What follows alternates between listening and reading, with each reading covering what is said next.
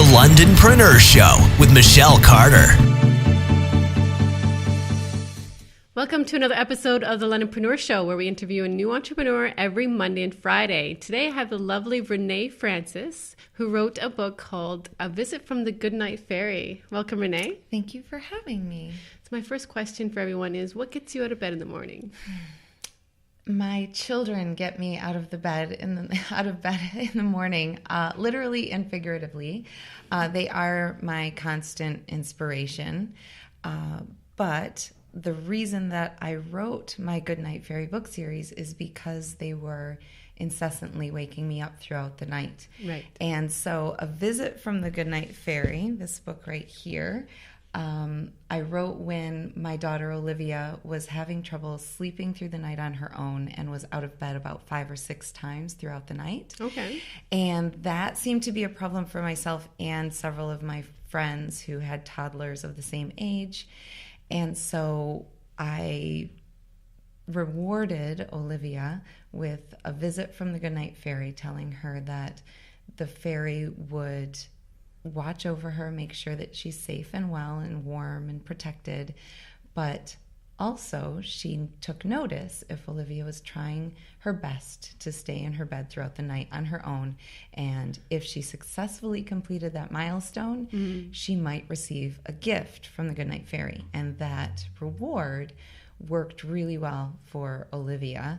And now she's sleeping through the night? She sleeps through the night very well on her own. So it really changed our life and the lives of several of my friends whom I told about my brilliant idea. And so I decided to write the book, and it's won the Mom's Choice Award so far. Congratulations. Thank you. And I'm very proud of that book. And you're working on book number 2. I am working on the second book in the series, has been written for a while. The second book is called The Goodnight Fairy Helps Via Change Her Dream. And once Olivia was sleeping through the night on her own, she would actively try to keep herself awake for fear of nightmares. She thought if she didn't sleep, she didn't have to have a bad dream, but that only works for so long.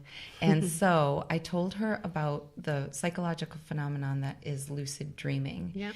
And that's where a dreamer is aware that they are in a dream, and they can become an active participant in that dream and control it to a certain extent. Right. So lucid dreaming has actually been used to help treat people suffering with post-traumatic stress disorder and anxiety issues. So one famous study, a case study of a girl who was 12 and attacked by dogs. So after she was traumatized by this event, she kept reliving it in her nightmares, which is a very common psychological process of dealing with anxiety. Yeah. So through training and therapy, she learned about lucid dreaming. And instead of being in her dream, aware that she's being chased by dogs, hiding behind the tree and then waking herself up, which is one type of problem-solving strategy, she learned that she could find herself in the dream. She's being chased by dogs. She hides behind a tree, but then she decides to face her fear, come out from behind the tree. She turned the dogs into hot dogs, apparently, and ate them, and reported never having that dream again. So she no longer needed to relive that traumatic experience every night. So that's one very useful tool that lucid dreaming can offer. That lucid dreaming can be. And so I'm excited about the project because it can change the world for a lot of people. When were you introduced to lucid dreaming? It wasn't until university. Yeah. I had some pretty vivid dreams, but I don't think I was ever lucid until my professor said it was possible. So when I heard about it, I was still open to that suggestion, and I tried.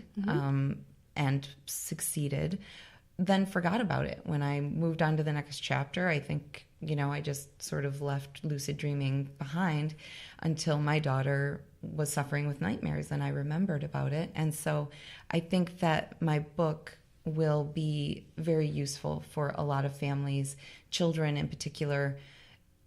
They begin having the ability to dream at about the age of 3. Your brain develops that ability.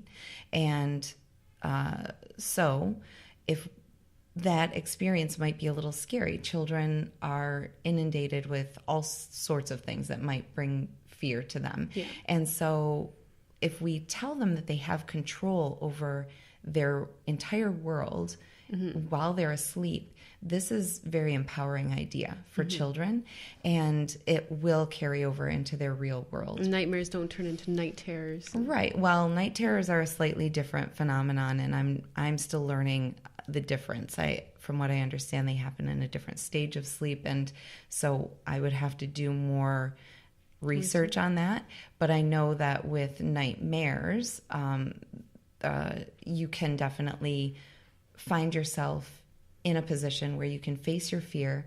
You can ask those scary things, why are they chasing you? And they will respond in a way that might give you insight and can help you deal with those, throughout your waking life. And again, The anxieties that are attached to them. Exactly. Yeah. So how many books have you sold with the first one?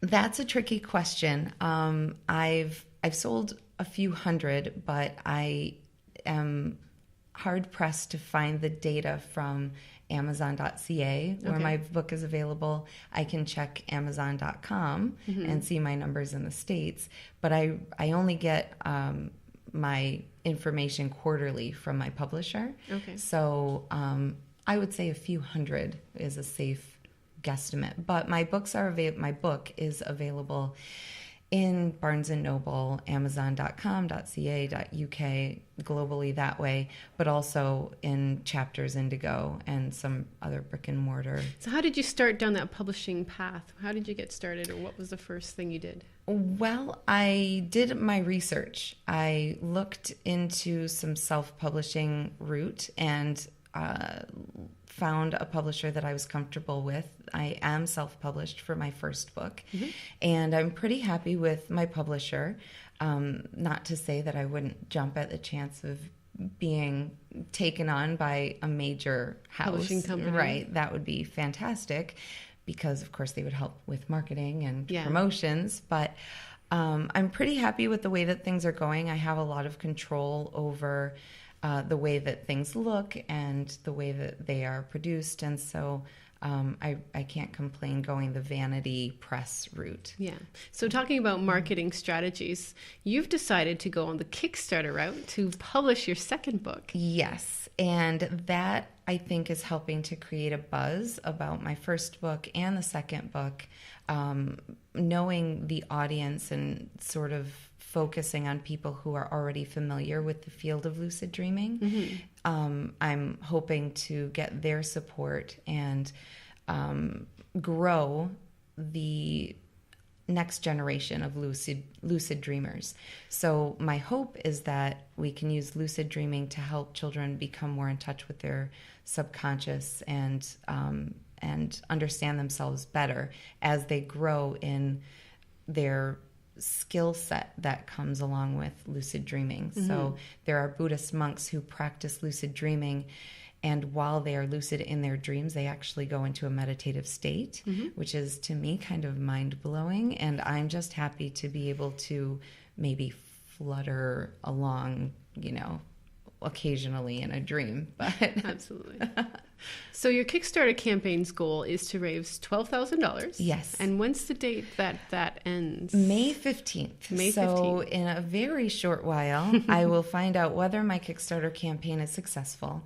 And the reason I decided to go with Kickstarter was I like the idea of that integrity where it's all or nothing. Yeah. If I don't generate the funds that I need to make sure that the project moves forward, I don't collect a penny. Yeah. And so I'm not just hanging out with, somebody's $500 in my pocket saying, well, in 4 years I'll have this book and you'll be the first one to get it. Yeah, nobody donates unless it's actually fully donated. Exactly. So once the goal is met, then the backers are contacted knowing that the money will be charged to their credit card. And so they know that the book will be produced by next summer. And what's some of the gifts that you're giving back for those backers? For my backers, they include everything from a postcard with fun facts about lucid dreaming to signed copies of the books, paperback covers, hardcover copies.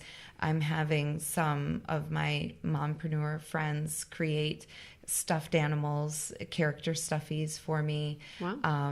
Hand-painted night lights, just sort of Goodnight Fairy swag. Absolutely. And it's fun. So where can we find out more information about you and your books? On my website, www.goodnightfairy.ca, you can find out more about my book on Kickstarter as well. And I need to shout out to the gentlemen who are writing the afterword for my upcoming book. They did a successful Kickstarter campaign for this book, A Field Guide to Lucid Dreaming. And these gentlemen, Dylan Tichillo, Jared Zeisel, and Thomas Peisel, are writing the afterword for The Goodnight Fairy Helps Via Change Her Dream, and their afterward will basically introduce how to become lucid in your dreams and then what to do once you're lucid. So I need to thank them for their expertise for that book. Absolutely. And thank you so much for coming on the show today. I appreciate your time. Thank you so much. No problem. Thanks again for watching. Quick shout out to all of our sponsors: Makeup and Style by Pink Ink, Hairstyle by Sonia Bento, Wardrobe by Desi's Boutique, Custom Art Jewelry by Susan Dinner, and Aesthetics by Brighton Nails and Spa. Thanks again for watching, and we'll see you next time.